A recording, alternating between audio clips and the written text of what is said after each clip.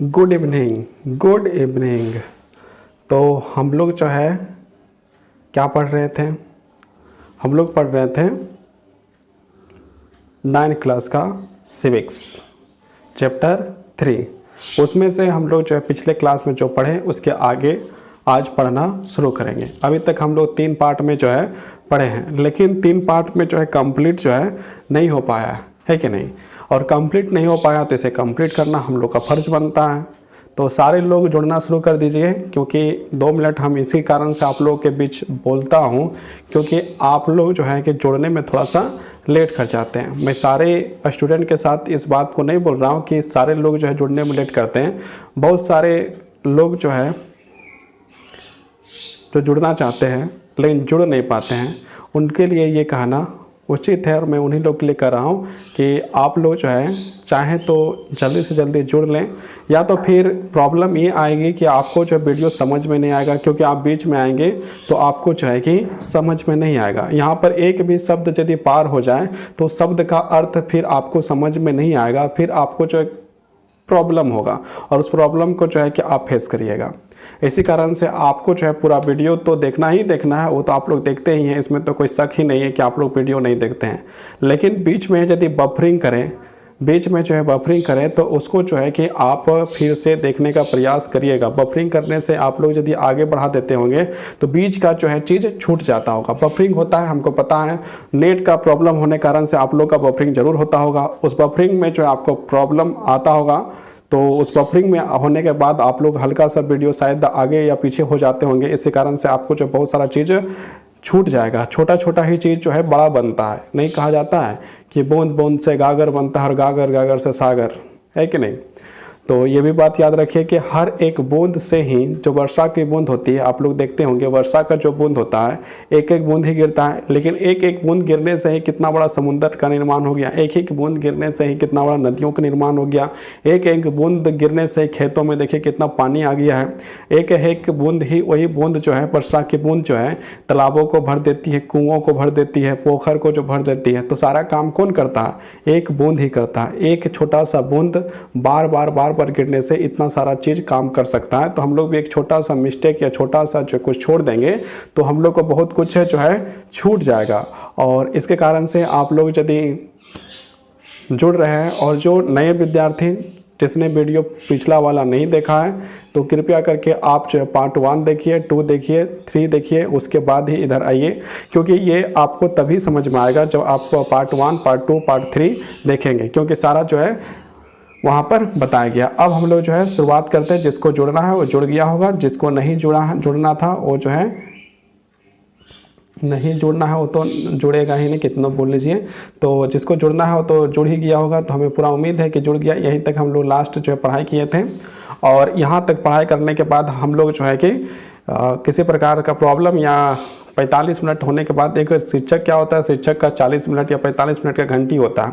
तो हम लोग का जो है आदत सी हो गई है, 40-45 मिनट हुआ और जो है कि हम लोग का जो है पता चलने लगता है कि नहीं भाई आपका जो है कि टाइम पूरा हो चुका है। फिर हम लोग को भी जो है कि ज़्यादा बड़ा क्लास लेने का मन नहीं करता। तो ये भी वीडियो आपका जो है 45-47-50 मिनट से इससे ज़्यादा नहीं बनेगा। तो चैप्टर लंबा है, इसी कारण से ज़्यादा वीडियो बन जाएगा पार्ट बाय पार्ट, लेकिन हम भी मजबूर हैं कि हम भी जो 40-45 मिनट का ही वीडियो बना सकते हैं। इससे ज़्यादा जो बनाने या पढ़ाने का इच्छा जो है एक प्रकार से नहीं करने लगती, क्योंकि लगातार 5-6 साल से पढ़ाने के बाद ये आदत सी पड़ गई है कि हर एक क्लास हमने चेंज करने के लिए जो है कि 45 मिनट के बाद हम लोग क्लास चेंज हो जाता था। उसी प्रकार एक वीडियो जो है 45 मिनट कंप्लीट होने के बाद जो है आगे पढ़ाने का इच्छा जो है सही नहीं करता है। इसी कारण से आप लोग को जो है कि ये पहले ही बता देते हैं कि वीडियो जो है ज़्यादा से ज़्यादा आपका जो जाएगा 45-47-50, इससे ऊपर वीडियो नहीं जाएगा। तो आप लोग जो जुड़ गए उसको बहुत बहुत धन्यवाद। आप लोग आइए और सावधानीपूर्वक ध्यान से और एक एक शब्द को आसानी से समझें। ना समझ में आवे तो आप जो हमें मैसेज करके जो है पूछ सकते हैं। और आप लोग जुड़ गए हैं तो अपना जो है यहाँ पर बताइए गुड मॉर्निंग करके कौन कौन जुड़ गए हैं। चलिए स्टार्ट करते हैं। तो क्या था, अपराधियों वगैरह पर रोक है, यहाँ तक हम लोग पढ़ चुके थे। अब आगे हम लोग पढ़ना शुरुआत करते हैं। लेकिन यह पाबंदी भी बहुत ही कम मामलों में लागू होती है। यहाँ पर हम लोग चुनाव के बारे में बात कर रहे हैं, चुनाव के बारे में ही बात कर रहे थे। पिछले हम लोग का जो चैप्टर चलते आ रहा है चुनाव के बारे में बताया जा रहा है। तो वहाँ पर जो अपराधी या किसी प्रकार का जो शत्रु हो तो उसे जो है कि चुनाव में भाग लेने का जो है किसी प्रकार का हक नहीं होता है। या एक सवाल है कि यदि कोई जेल में हो, भारतीय नागरिक हो, तो वो जो है कि ज़रूर चुनाव में लड़ सकता है, लेकिन कोई आतंकवादी हो और कहे हमको चुनाव लड़ना है भारत,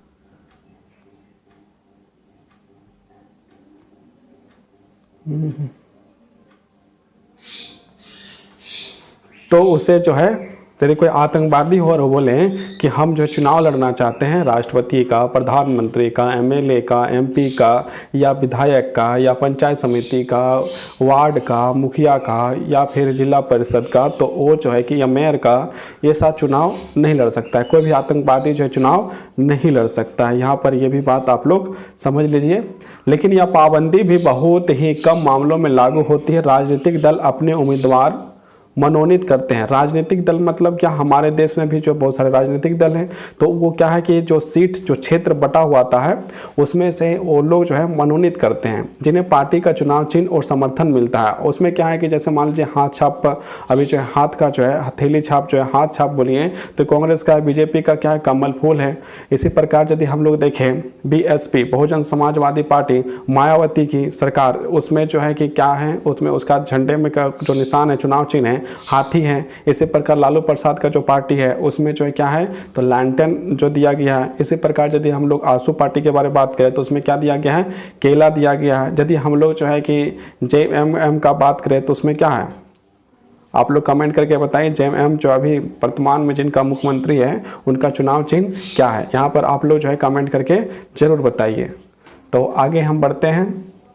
तो हर एक पार्टी का अलग अलग चुनाव चिन्ह होता है, और जो पार्टी में शामिल हो जाता है और लोग जो पार्टी को मनोनीत करता है वहाँ पर उसको जो है चुनाव चिन्ह क्या मिलता है, वही चुनाव चिन्ह मिलता है। जैसे मान लीजिए कांग्रेस किसी पार्टी के किसी व्यक्ति को जो मनोनीत करता है कि बैरवा विधानसभा या गिरिडीह लोकसभा क्षेत्र से किसी व्यक्ति को खड़ा करने के लिए मनोनीत करता है कांग्रेस, तो उसका चुनाव चिन्ह वहाँ पर हाथ छाप हो जाएगा। उसी प्रकार जो है जब देखा जाए तो बीजेपी यदि मनोनीत करती है तो बीजेपी का जो चुनाव चिन्ह है वह जो है चुनाव चिन्ह कमल फूल हो जाएगा। यहाँ पर यह समझने के लिए चाहिए।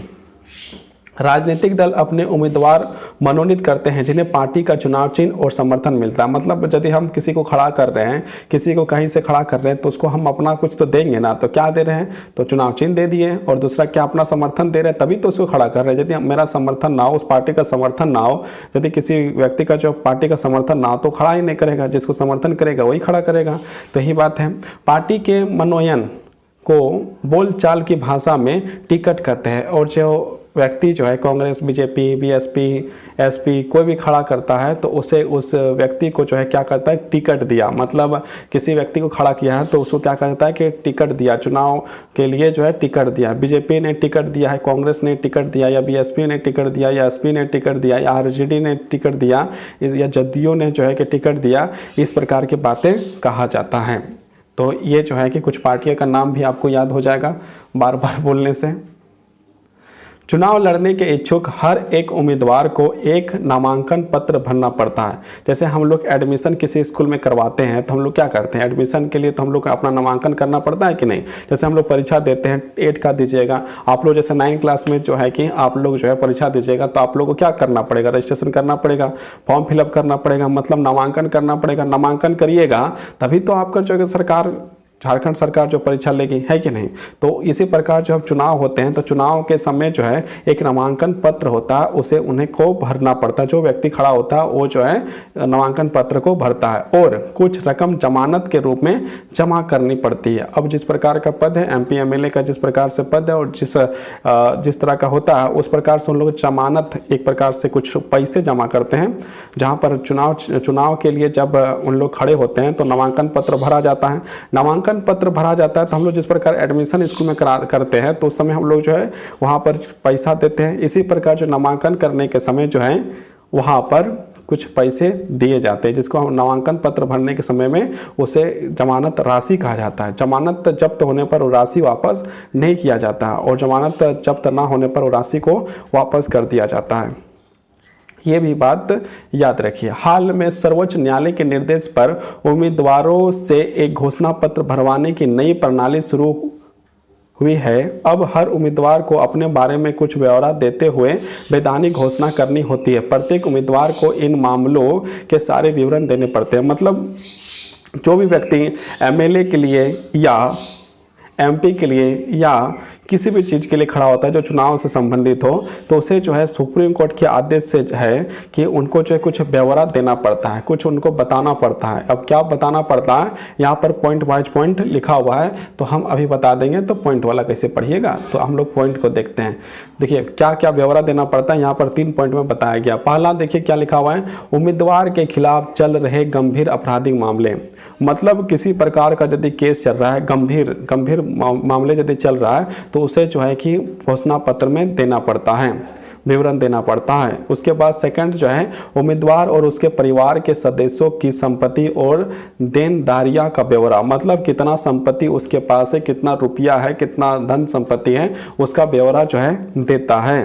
कौन देता है, जो चुनाव में खड़ा होता है। जो चुनाव में खड़ा होता है वह उम्मीदवार जो है, क्या उम्मीदवार मतलब क्या, जो चुनाव में खड़ा हुआ उसको उम्मीदवार यहाँ पर कहा जा रहा है, तो वो जो अपना ब्यौरा देता है। आगे देखिए, आगे क्या है, उम्मीदवार की शैक्षणिक योग्यता। और आगे जो दिया जाता है शैक्षणिक योग्यता, मतलब कितना आप पढ़े लिखे हैं या नहीं हैं, ये जो है कि वहाँ पर पूछा जाता है। तो ये भी एक जो है कि आपका ये 3 पॉइंट में आपको यहाँ पर बताया गया है कि उम्मीदवार को क्या क्या चीज़ जानकारी जो है साझा करते हैं।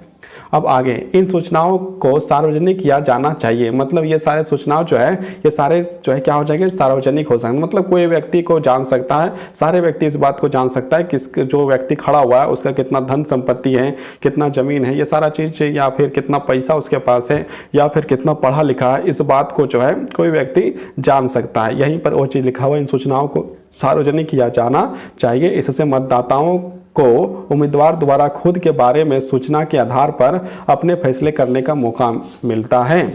मतलब यदि हम वोट देने जाएं तो हमें ये पता रहे कि जिसको मैं वोट दे रहा हूं वो कितना पढ़ा लिखा है, उसके पास कितना संपत्ति है, कितना शैक्षणिक योग्यता है, मतलब कितना पढ़ लिखा हुआ है। और एक बात और था, क्या था, उम्मीदवार के खिलाफ कौन कौन सा केस चल रहा है, ये सारे चीज़ की जानकारी आपको मिल सके।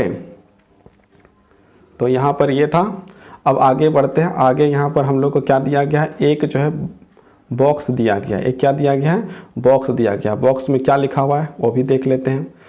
अब बॉक्स में क्या लिखा हुआ है इसको देखना जरूरी है।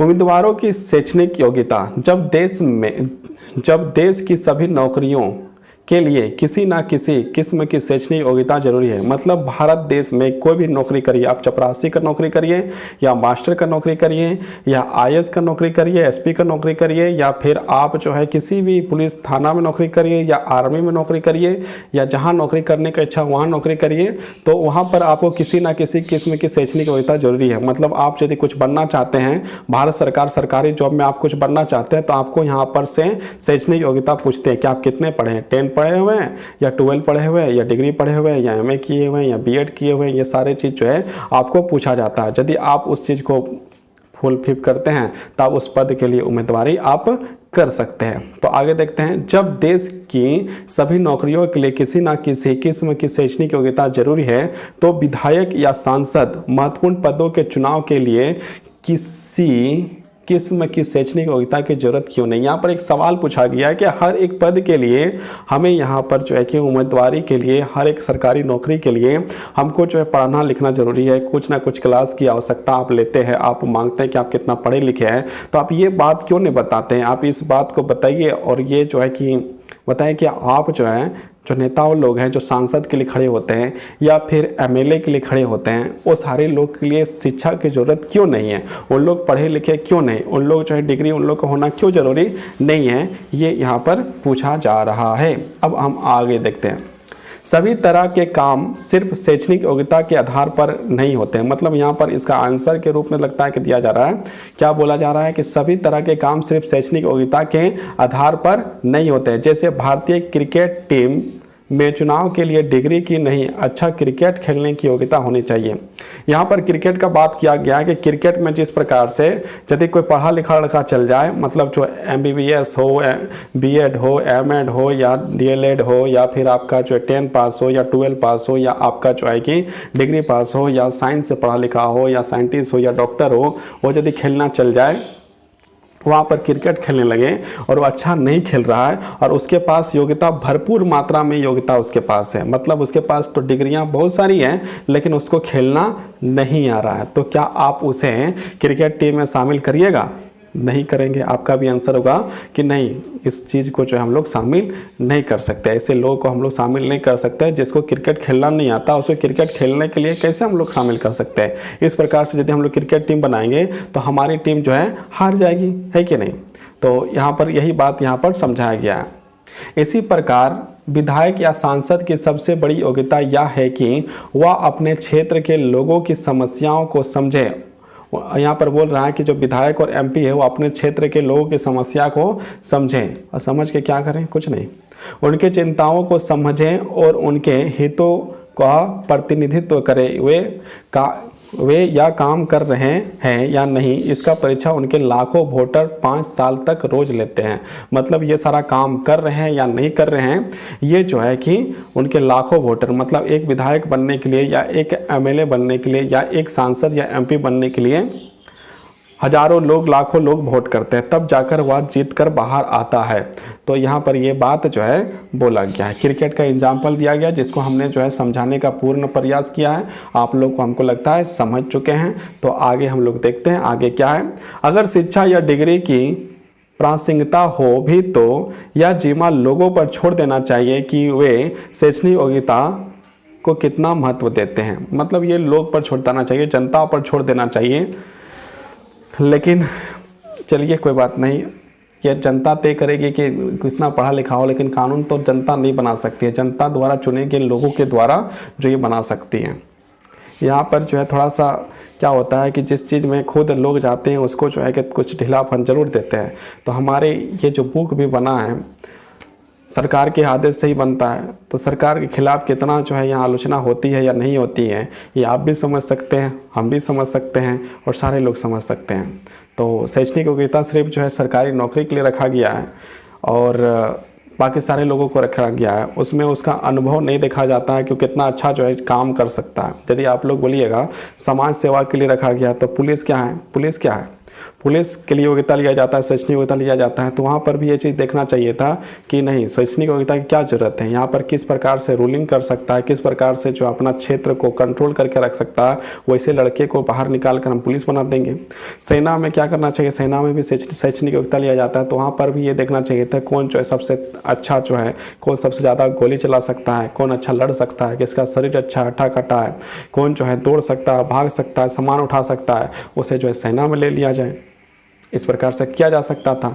यदि यही बात को यदि हम लोग रखें, तो यही सेम कंडीशन को यदि रखें तो ये होना चाहिए कि नहीं? ये होना चाहिए। अब क्या है, शिक्षक के लिए क्या है? शिक्षक के लिए क्यों योग्यता की जरूरत है? क्यों बोला जाता है कि आपको B.Ed करने की जरूरत है? क्यों बोला जाता है कि आपको D.Led करेंगे तभी आपको जो है, या प्राइवेट स्कूल में भी जो नौकरी यदि करना है, जैसे पिछले कुछ सालों पहले जो है कि D.Led झारखंड में करना अनिवार्य कर दिया गया था कि आपको यदि नौकरी करना है प्राइवेट स्कूल में तो आपको जो D.Led करना जरूरी है। तो क्यों?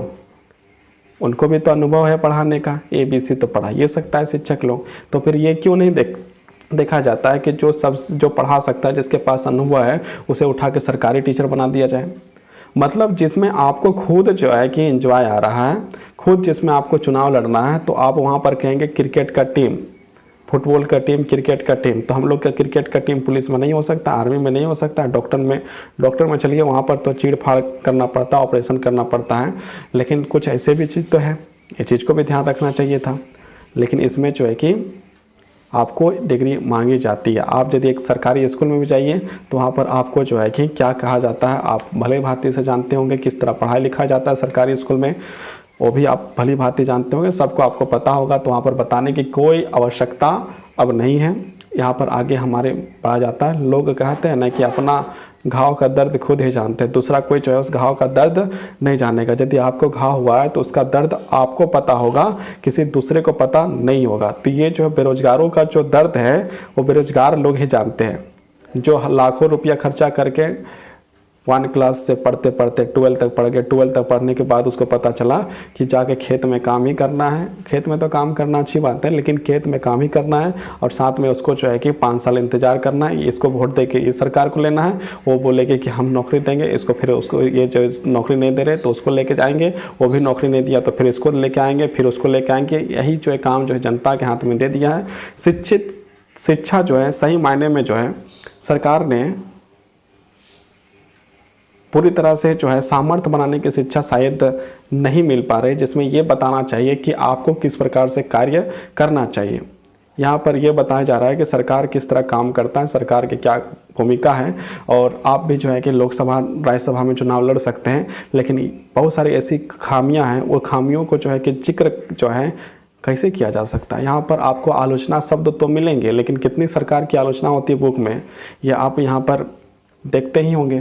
तो यहाँ पर पढ़ाई लिखने के आपका जो डिग्री जो है, आप आज 9 क्लास में हैं, तो 9 क्लास में आप जो पढ़ रहे हैं, तो पढ़ने का एक ही रीज़न है कि आप एक अच्छा व्यक्ति बनना चाहते हैं, एक अच्छा व्यक्ति बनकर आगे बढ़ना चाहते हैं।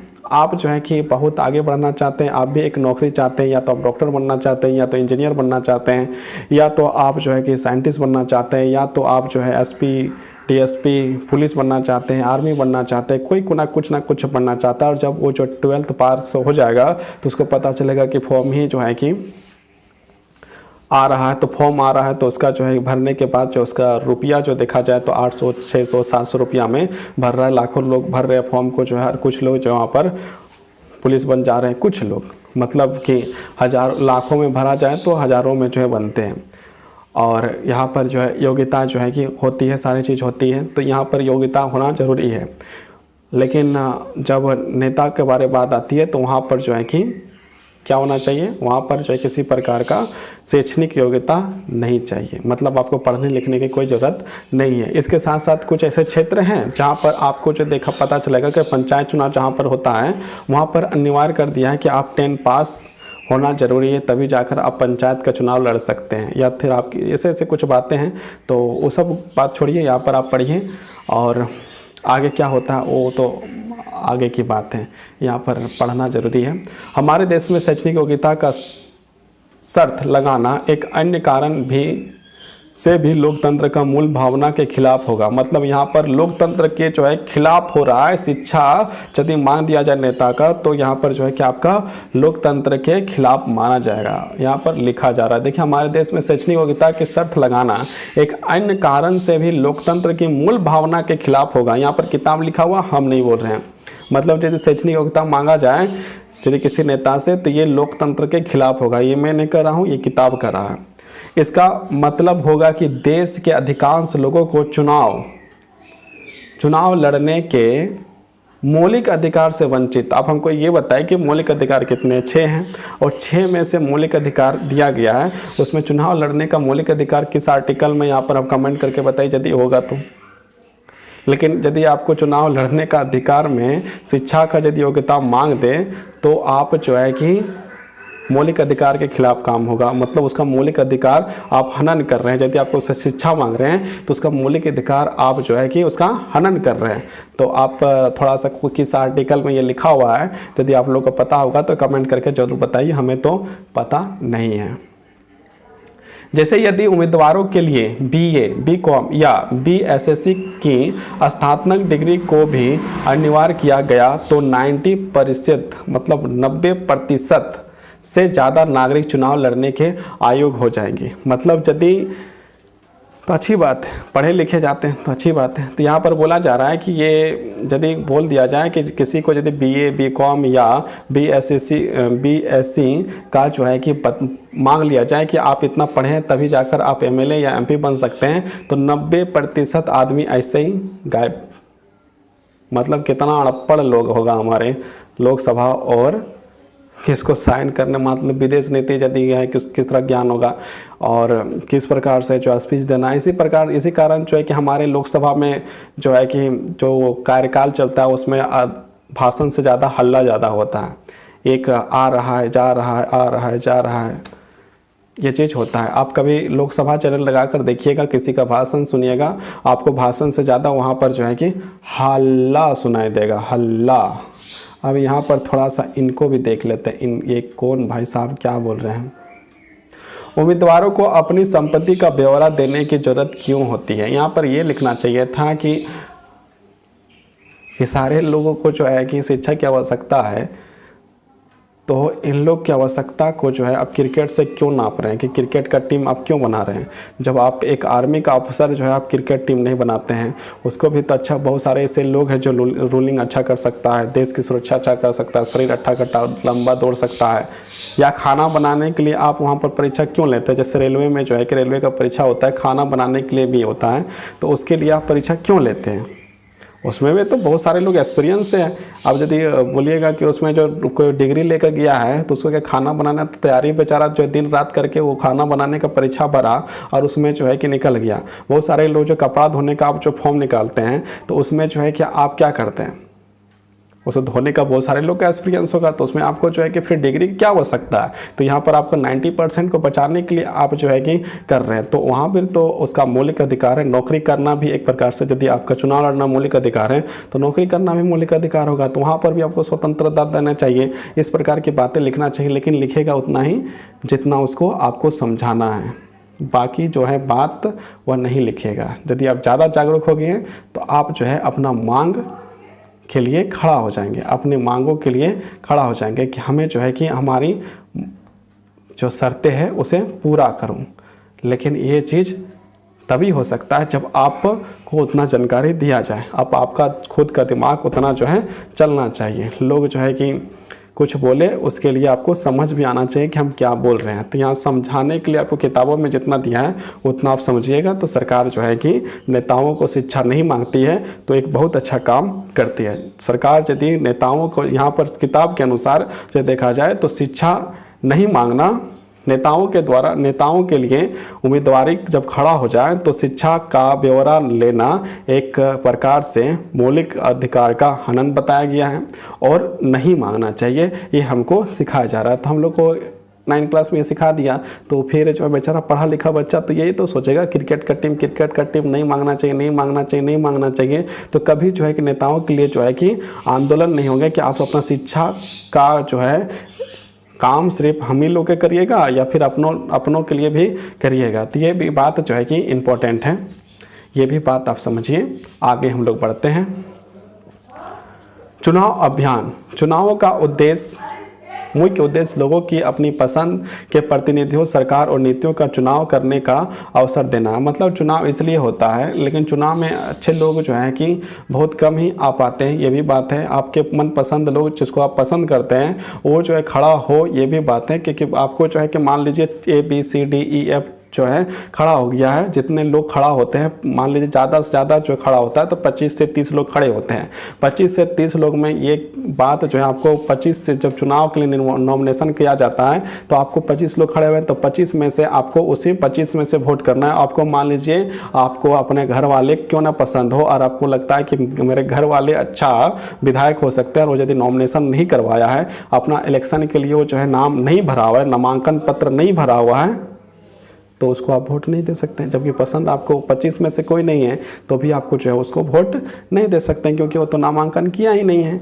और दूसरा बात, यदि आप कहीं भी चुनाव हो रहा है, जितने भी लोग खड़े हुए हैं उसमें से मान लीजिए 50 लोग खड़े हुए हैं और 50 का 50 आपको पसंद नहीं है, तो लास्ट एक बटन होता है जिसका नाम है नोटा, उसमें आप वोट दे सकते हैं। और एक बहुत अच्छा कंडीशन है कि आप जितना वोट दीजिए, मान लीजिए सारे लोग जो है उस नोटा में वोट दे दिए और यदि वो नोटा जो है विधायक से ज़्यादा वोट ले आता है तो भी आपको कोई दिक्कत नहीं है। मतलब कि जो है नोटा जीत जाता है, विधायक हार जाता है तो भी टेंशन नहीं, जिस विधायक का सबसे ज़्यादा आया है वो बेचारा विधायक बनेगा या MP बनेगा। ऐसा भी जो है कि बहुत घुमा फिरा के कानून है, थोड़ा सा आप लोग भी इसी कारण से जागरूक बनिए, अपडेट रखिए, जागरूक बनिए। चुनाव का मुख्य उद्देश्य लोगों को अपनी पसंद के प्रतिनिधित्व, सरकार और नीतियों का चुनाव करने का अवसर देना है। इसलिए कौन प्रतिनिधि बेहतर है, कौन पार्टी अच्छी सरकार देगी या अच्छी नीति कौन सी है, इस बारे में स्वतंत्र और खुली चर्चा भी बहुत जरूरी है। मतलब इसका खुला चर्चा होना बहुत जरूरी है। चुनाव अभियान के दौरान यही होता है, मतलब चुनाव अभियान जब होता है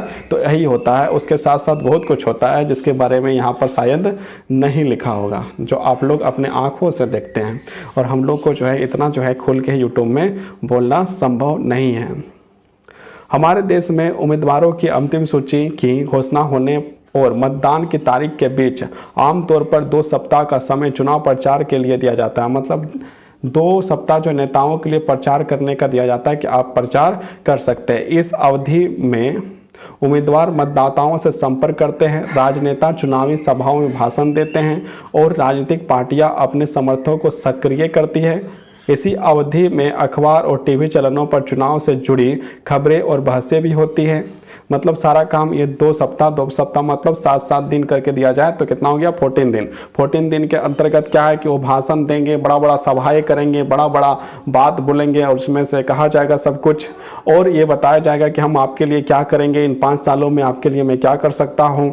ये सारी बातों को उन लोगों के द्वारा बताया जाएगा। फिर जो है कि आपको बताया जाएगा कि हमारी पार्टी कैसी अच्छी है, हाँ ये जो है हम लोग लड़ेंगे, चुनाव लड़ेंगे तो आपको किस प्रकार से बेरोजगारी से दूर कर देंगे, आप लोग को बहुत सारे काम देंगे, आप लोग बेरोजगार नहीं रहेंगे, आप लोग शिक्षित रहेंगे। यदि पानी आपके घर के तक नहीं आता है तो आपके घर तक पानी आएगा, आपके घर में पास रोड नहीं है तो आपको रोड मिलेगा, आपको यदि बिजली नहीं आता है तो बिजली मिलेगा, या फिर किसी प्रकार यदि दिक्कत है वो सारा दिक्कत जो है वो भी पूरा कर दिया जाएगा। मतलब दिक्कत खत्म हो जाएगा। आप एक बार वोट तो दे के देखिए, आप एक बार वोट दे दीजिए हमको, उसके बाद देखिए आपको मैं कहाँ से कहाँ ले जाता हूँ। तो ये सारे बातें जो है मात्र 14 दिन के अंतर्गत ही किए जाते हैं।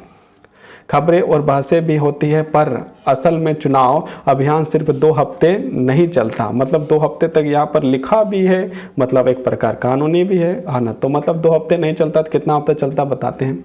राजनीतिक दल चुनाव होने के महीनों पहले से इसकी तैयारी शुरू कर देते हैं। मतलब कोई भी जो है, मान लीजिए कोई वर्ल्ड कप खेलने के लिए क्रिकेट टीम है तो वो भी बेचारा जो है कि महीनों से प्रैक्टिस कर रहा है। उसी प्रकार जो चुनाव दल है उसे भले ही 12 दिन मिला रहता है, लेकिन वो जो है सालों से ही लगा रहता है कि हमें जो है वोट मिले, इसके लिए हम क्या क्या करें। ये सारा काम जो है वो महीनों पहले से तैयारियां, सालों से 1 साल 6 महीना, कोई जो है कि जितना जो समय दे पाता है उतना देता है। अब यहाँ पर हम लोग कुछ आगे देखते हैं। थोड़ा सा कैमरा मेरा घूम गया था तो इसको सीधा कर लेते हैं।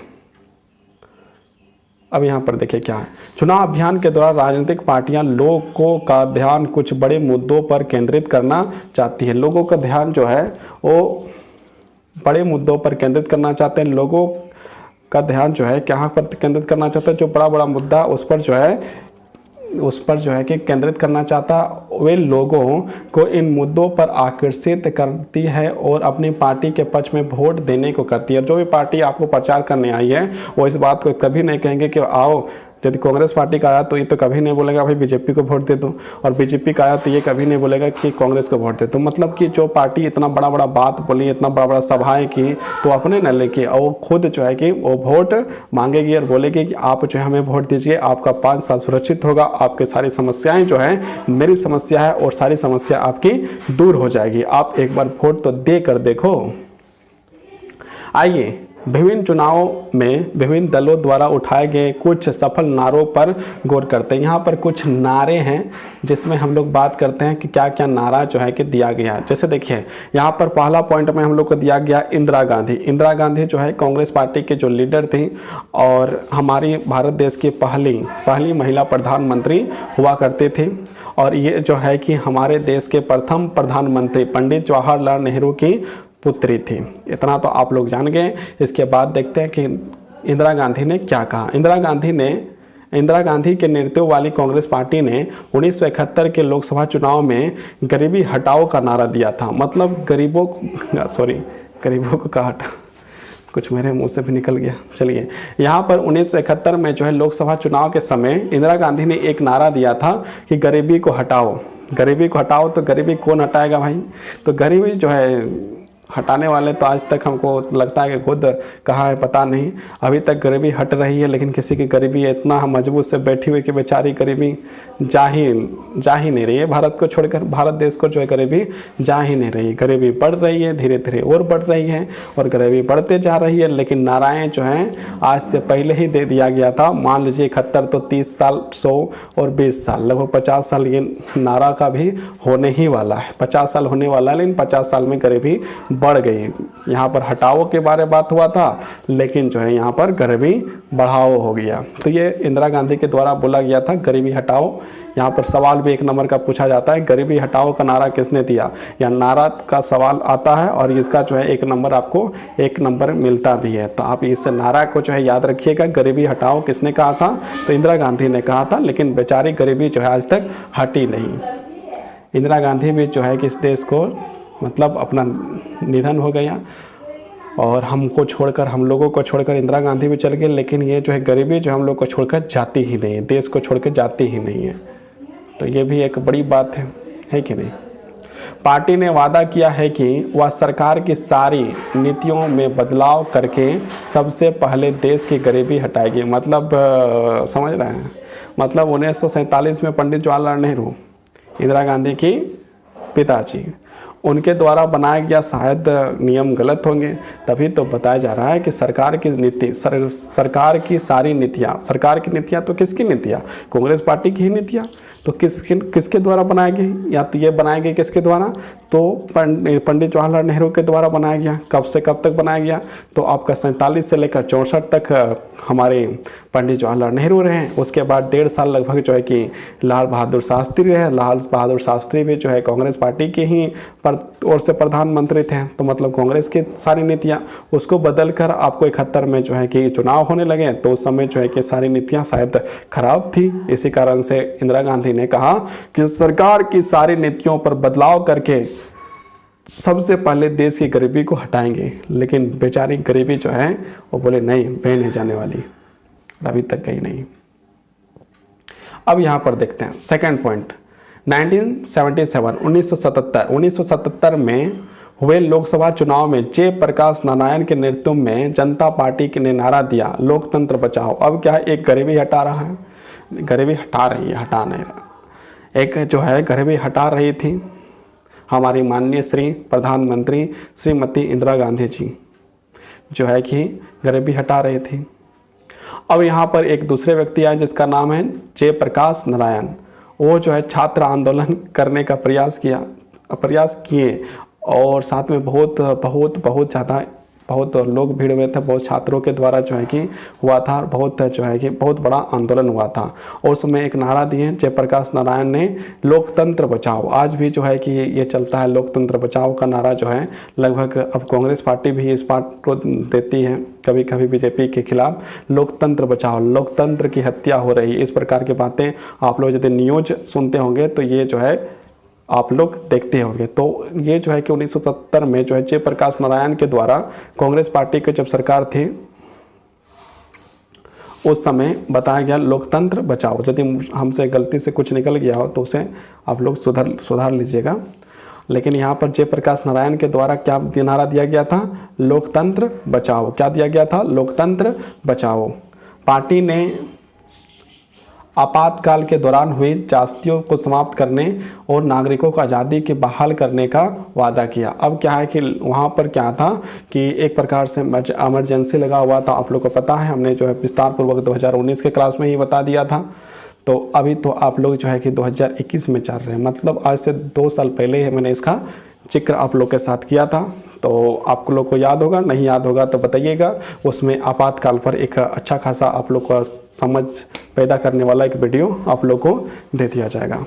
अब क्या है यहाँ पर देखते हैं नेक्स्ट पॉइंट, वामपंथी दलों ने 1970 में हुए पश्चिम बंगाल विधानसभा चुनाव में जमीन जोतने वाले को का नारा दिया था। यहाँ पर जो है वामपंथी लोग जो है 1977 में पश्चिम बंगाल विधानसभा में जो है एक नारा दिया, जमीन जोतने वाले को नारा दिया।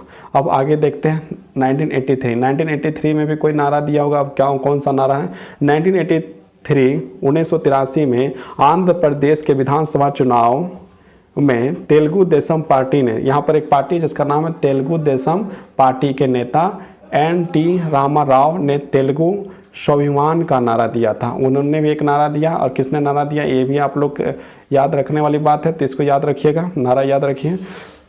लोकतंत्र में राजनीतिक दलों और उम्मीदवारों को अपनी मर्जी के मुताबिक चुनाव प्रचार करने के लिए आज़ाद छोड़ देना ही सबसे अच्छा होता है, पर सभी दलों का उचित और समान अवसर मिले, इसके लिए कई बार कुछ दखल देना जरूरी होता है। चुनाव के कानून के अनुसार कोई भी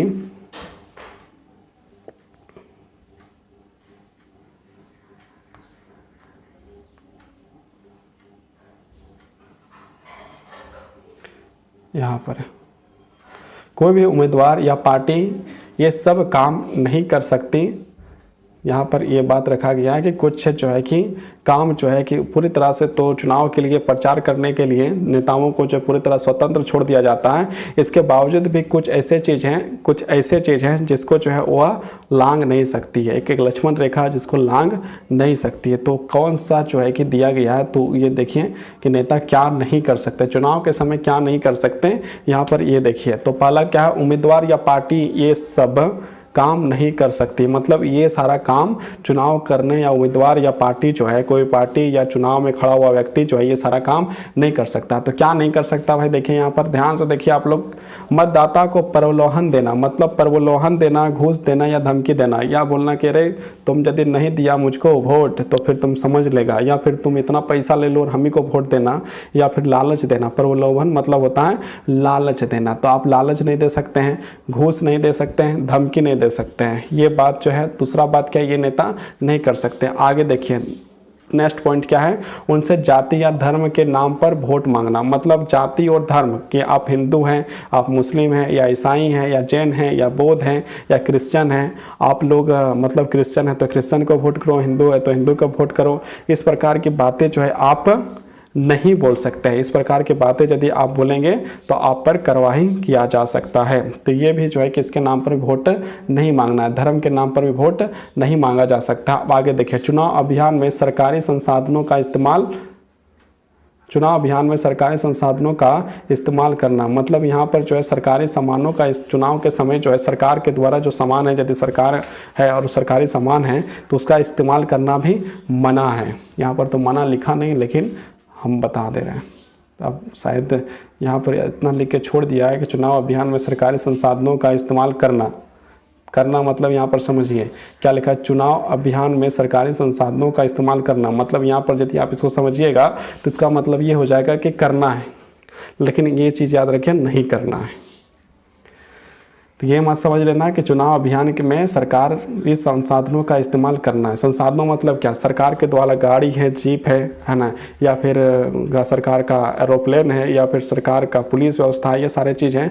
तो यहाँ पर ये चीज़ बताया गया है कि चुनाव के समय जो है, चुनाव अभियान के समय मतलब प्रचार करने के समय आप जो सरकारी गाड़ी, बंगला या फिर सरकार का दिया हुआ चीज़ जो है उसका इस्तेमाल आप नहीं कर सकते। यहाँ पर यह चीज़ लिखा गया है, लेकिन यहाँ पर इस प्रकार से लिखा हुआ है कि कुछ लोग आप लोग गड़बड़ा सकते हैं, और गड़बड़ा के जो है क्या आप लोग क्या सोच सकते हैं कि इस्तेमाल करना। यहाँ पर जैसे लिखा हुआ है चुनाव अभियान में सरकारी संसाधनों का इस्तेमाल करना, लेकिन इसका मतलब ये समझना है कि नहीं करना। ओके, लोकसभा चुनाव में एक निर्वाचन क्षेत्र में 25 लाख या विधानसभा चुनाव में 10 लाख रुपए से ज़्यादा खर्च करना, मतलब क्या है कि लोकसभा यदि चुनाव लड़ रहे हैं, मतलब कोई एमपी का चुनाव लड़ रहा है तो 25 लाख रुपया खर्चा कर सकता है, लास्ट खर्चा जो है 25 लाख कर सकता है।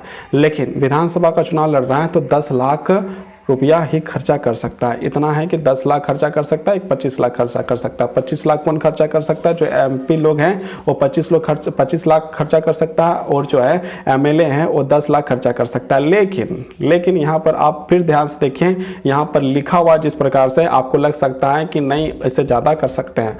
लोकसभा चुनाव में एक निर्वाचन क्षेत्र में 25 लाख या विधानसभा चुनाव में 10 लाख रुपये से ज़्यादा खर्च करना, मतलब कि इतने से ज़्यादा पैसा खर्चा करना है ऐसा आपको लग सकता है, लेकिन आप यहाँ पर एक ध्यान से सुनिए कि आपको 25 लाख से कम खर्चा करना है या 25 लाख तक खर्चा करना है। यहाँ पर जिस प्रकार पढ़िएगा तो आपको लग सकता है कि नहीं इससे ज़्यादा खर्चा करना है ना, 25 लाख से ज़्यादा खर्चा करना है एमपी को, और यहाँ पर जो है कि आपको लग सकता है कि विधानसभा का जो है कि उसे 10 लाख से ज़्यादा खर्चा करना है। यहाँ पर पढ़ने से जिस प्रकार से पॉइंट लिखा हुआ है इस पॉइंट को आप पढ़िएगा तो ऐसा लग सकता है, लेकिन ऐसा बात नहीं है। यहाँ पर आपको जो है 25 लाख से कम खर्चा करना है। जो एमपी का चुनाव लड़ेंगे उसे जो है कि 25 लाख से कम खर्चा करना है, और जो एमएलए का चुनाव लड़ेंगे उसको 10 लाख या 10 लाख से कम खर्चा करना है, इससे ज़्यादा खर्चा नहीं करना है। यहाँ तो कन्फ्यूजन मत होइएगा, है ना। अगर वे इसमें से किसी भी मामले में दोषी पाए गए तो चुने जाने के बावजूद उसका चुनाव रद्द घोषित हो सकता है। मतलब यदि इस प्रकार का किसी प्रकार से भी दोषी पाया जाता है तो चुनाव हो जाने के बावजूद भी उसे उस पद से जो है बाय बाय करना पड़ सकता है। इसलिए चुनाव यदि आप कभी लड़िएगा तो इस प्रकार का काम ना करें।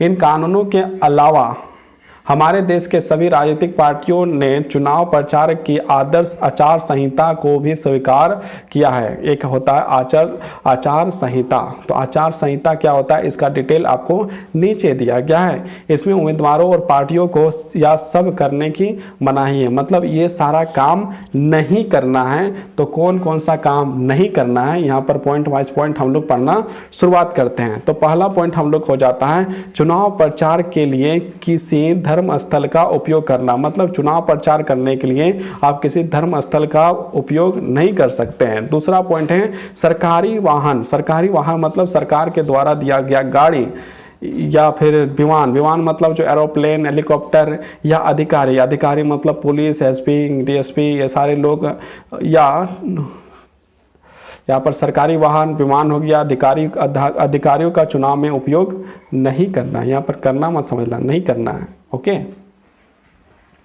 उसके बाद अगला नेक्स्ट पॉइंट हम लोग पढ़ते हैं। नेक्स्ट पॉइंट में क्या है, नेक्स्ट पॉइंट में हम लोग लिखा है चुनाव की अधिक घोषणा हो जाने के बाद मंत्री किसी बड़ी योजना या शिलान्यास, जैसे आप लोग देखिएगा एक चापाकल भी लगता है तो वहाँ पर एक बड़ा सा बोर्ड लगा रहता है, मुखिया के मदद से, एमपी के मदद से, या फिर आपका विधायक के मदद से, सांसद के मदद से, वहाँ पर लंबा चौड़ा एक बोर्ड लगा रहता है, उसको कहा जाता है शिलान्यास कहा जाता है। वहाँ पर बहुत बड़े बड़े उद्घाटन करने के लिए एक छोटा सा कोई दुकान खोला है तो उसमें भी नेता आके जो है उद्घाटन कर रहे हैं अपना कैंची उद्घाटन के समय भी जो है कि एक बहुत अच्छी बात है कि सारा चीज़ जो है व्यक्ति का होता है वो आकर काट के चल जाता है। अब क्या क्या काट के चल जाता है आप तो जानते ही हैं।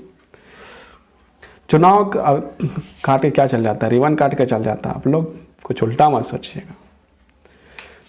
चुनाव की अधिक घोषणा हो जाने के बाद मंत्री किसी बड़ी योजना का शिलान्यास, बड़े नीतिगत फैसले या लोगों की सुविधाएं लिखा हुआ है, सुविधाएं देने वाले वादे नहीं कर सकते। मतलब इस प्रकार का वादा जो है जनता से नहीं कर सकता है।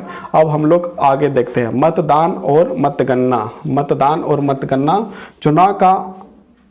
चुनाव का आखिरी चरण है मतदाताओं द्वारा वोट देना। चुनाव का जो आखिरी चरण माना जाता है वह मतदाताओं द्वारा वोट देना, मतलब वोटर के द्वारा अपना वोट देना है। इस दिन को आमतौर पर चुनाव का दिन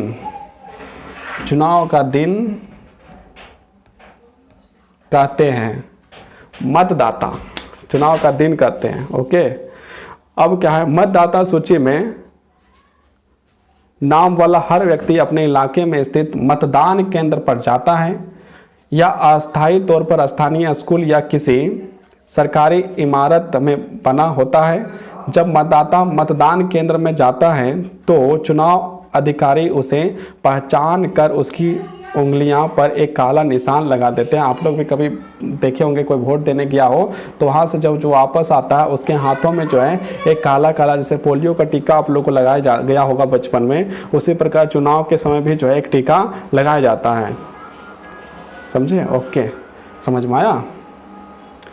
और उसे वोट डालने की अनुमति देते हैं। सभी उम्मीदवार के एजेंटों का मतदान केंद्र के अंदर बैठने की इजाज़त है। मतलब कोई पार्टी का यदि एजेंट है तो वहाँ पर वह बैठ सकता है, जिससे कि वे देख सके कि चुनाव ठीक ढंग से हो रहा है, मतलब उसका एजेंट ये देख सके कि चुनाव में किसी प्रकार का धांधली नहीं हो रहा है। पहले मतदाता एक मत पत्र पर अलग अलग छपे उम्मीदवारों के नाम और चुनाव चिन्ह में से अपनी पसंद के उम्मीदवार के चुनाव चिन्ह पर मोहर लगाकर अपनी पसंद जाहिर करते थे। मतलब पहले क्या था, जब ईवीएम नहीं था तो उस समय लोग जो है मोहर इस्तेमाल करते थे। जिस प्रकार से हम लोग कहीं सरकारी जगह जाते हैं तो हमारे क्या कहते हैं, उसमें कोई पेपर लेके जाते हैं, उसमें मोहर मारा जाता है, या फिर आपके स्कूल में जो मोहर है देखे होंगे उसी प्रकार का मोहर रहता था, और मतलब चुनाव का मोहर हुआ करता था जिसको हम लोग जो है मोहर मारा करता था। लेकिन अब क्या है कि अब जो है ईवीएम है, तो ईवीएम के द्वारा जो है इलेक्ट्रॉनिक वोटिंग मशीन जो है, ईवीएम का नाम है इलेक्ट्रॉनिक वोटिंग मशीन, उसका यूज होने लगा, तो इस प्रकार का मोहर का इस्तेमाल नहीं होने लगा। ओके, अब मतदान के लिए इलेक्ट्रॉनिक वोटिंग मशीन इस्तेमाल होने लगा। मतलब इलेक्ट्रॉनिक वोटिंग मशीन मतलब क्या हो गया, ईवीएम हो गया। मशीन के ऊपर उम्मीदवारों, मतलब आप कभी वोट देने जाएंगे तो आप लोग वहाँ देखेंगे कि मशीन के जो ऊपर है वहाँ पर जो है उम्मीदवारों का जो है फ़ोटो लगा होता है और नाम भी लिखा होता है और चुनाव चिन्ह जो है वह लिखा रहता है। अब क्या है अभी का जो है, जिस प्रकार से हमने वोट किया तो उस समय क्या था, उसका नाम लिखा हुआ था, चुनाव चिन्ह था और उसका फ़ोटो भी था। तो आपको जो है इस प्रकार से अब धीरे धीरे एडवांस की ओर बढ़ते जा रहा है कि नाम और उसके चुनाव चिन्ह बने होते हैं। निर्दलीय उम्मीदवारों को भी चुनाव अधिकारी चुनाव चिन्ह, जो निर्दलीय किसी पार्टी से चुनाव नहीं लड़ता है, वो अपने आप खड़ा होता है, अकेले खड़ा होता है, और उसको जो है कि उसको भी चुनाव चिन्ह दिया जाता है। कभी ऐसी छाप दिया जाता है, कभी फुटबॉल छाप दिया जाता है, तो कभी नारियल छाप दे दिया जाता है, तो कभी जो है छतरी छाप दिया जाता है, कभी चप्पल छाप दे दिया जाता है, या कुछ भी दे दिया जाता है। तो वो भी एक चुनाव चिन्ह है। आप लोग तो प्रचार के समय देखते ही होंगे, और वो सारे निर्दलीय होते हैं, और जो पार्टी के द्वारा खड़ा होता है तो उसको जो पार्टी का चुनाव चिन्ह है वही चिन्ह प्रदान किया जाता है। जो कांग्रेस पार्टी के तौर से खड़ा होता है उसे कांग्रेस का जो है हाथ छाप है उसका इस्तेमाल करने के लिए इजाज़त दिया जाता है, या फिर जो बीजेपी से खड़ा है उसको कमल फूल दिया जाता है, जो बीएसपी में है उसे हाथी का इस्तेमाल कर सकता है। जो मतलब इस प्रकार से सारे लोग को किया जाता है। मतदाता को जिस उम्मीदवार को वोट देना होता है उसके चुनाव चिन्ह के आगे बने बटन को एक बार दबा भर देना होता है। मतलब जिस व्यक्ति को पसंद है, जिसको वोट देना चाहता है, वहाँ पर जाइए और अपना क्लिक कर दीजिए। जैसे ही क्लिक कर दिए वहाँ पर एक आवाज़ आता है और आपका वोट जो है कंप्लीट हो गया। मतलब आप जो है वोट दे चुके हैं। आप वहाँ से आप निकल सकते हैं, आराम से घर जा सकते हैं, खाना पीना खा सकते हैं, आराम से सपना देख सकते हैं कि मैंने जिसको वोट दिया है वो जीत जाएगा, बाकी जो होगा देखा जाएगा। मतदान हो जाने के बाद सभी वोटिंग मशीनों को सील बंद करके एक सुरक्षित जगह पर पहुंचा दिया जाता है। मतलब सारा चीज़ जब हो जाता है तो उसको सील बंद कर दिया जाता है और एक सुरक्षित जगह में पहुंचा दिया जाता है। फिर एक तय तारीख पर एक चुनाव क्षेत्र की सभी मशीनों को एक साथ खोला जाता है और मतों की गिनती की जाती है। और एक तय तारीख, चुनाव का जो है एक तय तारीख होता है, उसी प्रकार एक चुन गिनती के लिए भी एक तय तारीख होता है, उसमें जो सारे मशीनों को खोला जाता है, एक करके सारा वोट को गिना जाता है। ये बात आप लोग जान गए। तो आगे बढ़ते हैं।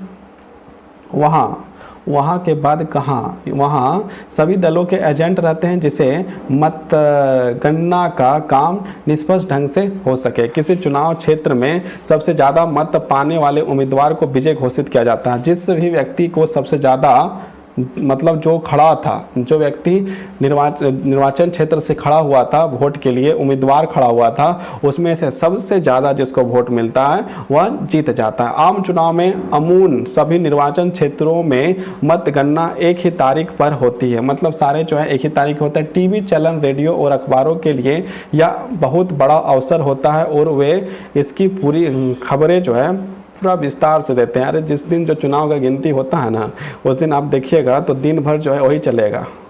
तो दिन भर चुनाव चुनाव चुनाव चुनाव, आपको पूरी तरह से याद हो जाएगा कि किस पार्टी को कितना सीट मिला और कहाँ सीट हो जाएगा। सिर्फ टीवी खोल के बैठ जाइए, दिन भर वो सिर्फ आपको न्यूज़ सुनाते रहेगा। तो ये क्या अवसर है। कुछ घंटों की गिनती में ही सारे परिणाम मालूम हो जाते हैं और कुछ देर का गिनती में सारा परिणाम जो मालूम हो जाता है और यह स्पष्ट हो जाता है कि कौन अगली सरकार बनाने जा रहा है। और जितने एमएलए जिसके पास या जिसके जितने पास विधायक मतलब यदि विधानसभा के लिए चुनाव हुआ है तो उसके लिए एमएलए चाहिए, एमएलए को हिंदी में विधायक कहते हैं। उसी प्रकार से आपको जो है कि लोकसभा के लिए चुनाव हुआ है तो लोकसभा में क्या चाहिए, आपको एमपी चाहिए, member of parliament. Member of parliament जिसका सबसे ज़्यादा आया वो सरकार बना सकता है। सबसे ज़्यादा मतलब किस प्रकार सबसे ज़्यादा, जैसे 543 पूरा है तो 543 का आधा करेंगे, आधा और एक ज़्यादा होगा उसकी सरकार बन सकती है। जिसकी इतनी हो गई है सरकार बन जाएगा। यदि नहीं आया तो क्या करेंगे, नहीं आया तो कुछ नहीं करेंगे, नहीं आया तो दूसरे से समर्थन मांगेंगे, दूसरे पार्टी से, और गठबंधन का सरकार बनाएंगे। ये आपका जो है कंप्लीट हो चुका है, आपका 3.2 कंप्लीट हो चुका है। ये 3.3 है। तो हमें लगता है कि शायद आप लोग को जो है कि ज़्यादा से ज़्यादा एक टॉपिक को ही कंप्लीट करना चाहिए। ये टॉपिक को हम लोग कल कंप्लीट करेंगे। 3.3 जो है हम लोग कल करेंगे। तो कैसा रहेगा, बढ़िया रहेगा, है कि नहीं। ज़्यादा भी जो है कि थोड़ा थोड़ा करके पढ़ेंगे तो समझ में आएगा, और एक ही बार जो सारा यदि पढ़ लीजिएगा तो दिमाग में नहीं बैठेगा। और आप लोगों से जो है कि गुजारिश है कि यदि आप लोगों ने पूरा वीडियो नहीं देखा है और पार कर करके वीडियो देखा है तो कृपया करके एक बार पुनः वीडियो देख लें। और दूसरी बात यह है कि जो वीडियो को आज देख रहा है और पिछले वीडियो को नहीं देखा है तो आपको इस वीडियो देखने से आपको ज़्यादा फायदा नहीं होगा। आप पहले जाइए, पुनः जो पार्ट 1, पार्ट 2, पार्ट 3 बना हुआ है उसे देखिए, उसके बाद इस वीडियो को देखिएगा तो आपको लाभ ज़्यादा मिलेगा, है ना। और कितना बड़ा चैप्टर है थोड़ा वो भी देख लेते हैं। तो चैप्टर का कितना जाएगा, अभी 3.3 है तो ये जो है कि आपका अभी तो बहुत सारा जो है बाकी है। हाँ, अभी जो लगेगा समय, अभी जो है लगेगा ही समय, जो है अभी लगेगा, पूरा समय लगेगा। इसका मुंह देखने के लिए थोड़ा सा लगा रहे हैं आप लोग कुछ। Press conference. तो बहुत बहुत धन्यवाद, बहुत बहुत आभार। आप लोगों ने जो है कि जुड़कर पूरा वीडियो को देखा और आप लोगों ने समय दिया। और समय देने के बाद आपको यदि समझ आ गया तो नीचे लिखिएगा यस सर समझ में आया, और नहीं समझ में आया तो हमने किस प्रकार से हमें और कोशिश करना चाहिए समझाने के लिए, ये आप जो है कमेंट बॉक्स में लिख सकते हैं। बहुत बहुत धन्यवाद, बहुत बहुत आभार। Bye bye, good bye.